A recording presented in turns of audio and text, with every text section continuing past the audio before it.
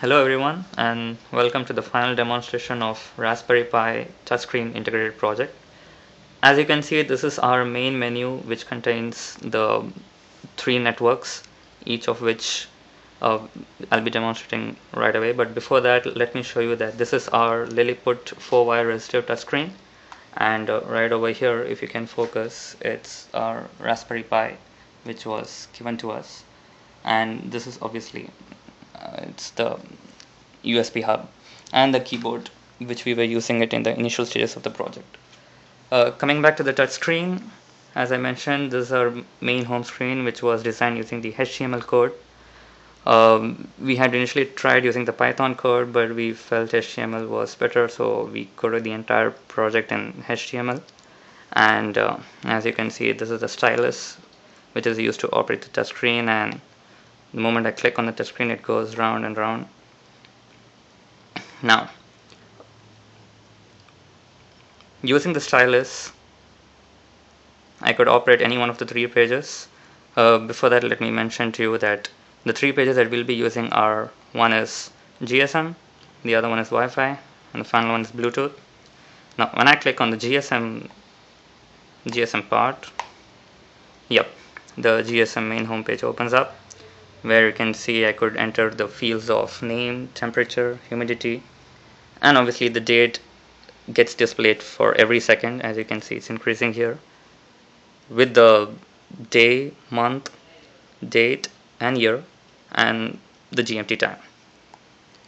And here's a keypad which is used for entering the data. Sorry about that. Here's a keypad which is used for entering the data, and the moment I click on any of the fields, I could start entering the data like this: A, B, C, D, and so on. And if at all I need to erase something, I could simply use the backspace, so the entire field would be erased. And same is the case for temperature and humidity, where I just need to click on that and then just keep entering any of the data over here, and then I could just erase it if at all that's required. Now when I scroll down here, you can see that we have given the option to go back, so I just click on the back option and I would go back to our main home page. And same is the case for all the other two pages. Now when I click on Wi-Fi, I would go to the main Wi-Fi page. When I scroll down, we can see the name field, the temperature field, humidity, and the date, and our keypad and the back option. I click on it to enter the data, and the data can be entered in the same way. Now if at all I need to enter, basically check for validity, I could enter an incorrect data, and then that would give us an error message saying that invalid data. So in that way, right before we send the data, we can check for validity of it, and then we could send, rather than wait for it to go all the way to the end of the server and get back giving us a message that the data has been invalid. So this saves a lot of time, that even before we could send it, we could check for its validity, and we can ensure that we are sending the right data. And I could show you for the final page by just clicking this back button. Yep, the final part is the Bluetooth. I click on it. Yep, this leads to our Bluetooth page. I come down, I could check for invalidity of a temperature. Say I enter a character. Oops, sorry about that. Yep, and we get the error message saying it's an invalid data. And to check for the last case, which is a humidity, where again only numbers can be allowed. Now if I enter another character, I would get another. In that way, the messages would be popping up, so it would go like one below the other, so we know that how many incorrect data have been entered. Now to close this, I could just close this up and go back to entering my correct data, the valid data.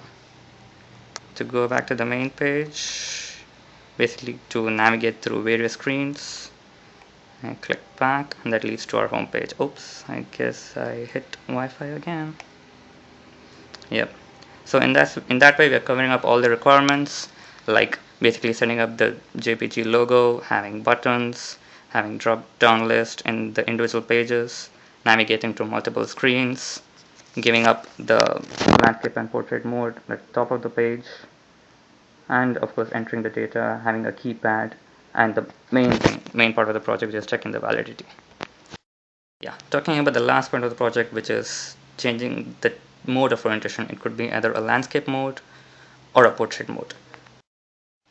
As you can see, the current mode that we are operating on is a landscape mode. Now, in order to change to a portrait mode, all I need to do is click this button right over here at the top of the screen. Yep, this goes to our portrait mode. So I could just scroll down on the screen and scroll up. Now, when I want to get back to our landscape mode, all I have to do is hit this button over here, as you can see. Yeah, that gets back to our landscape mode.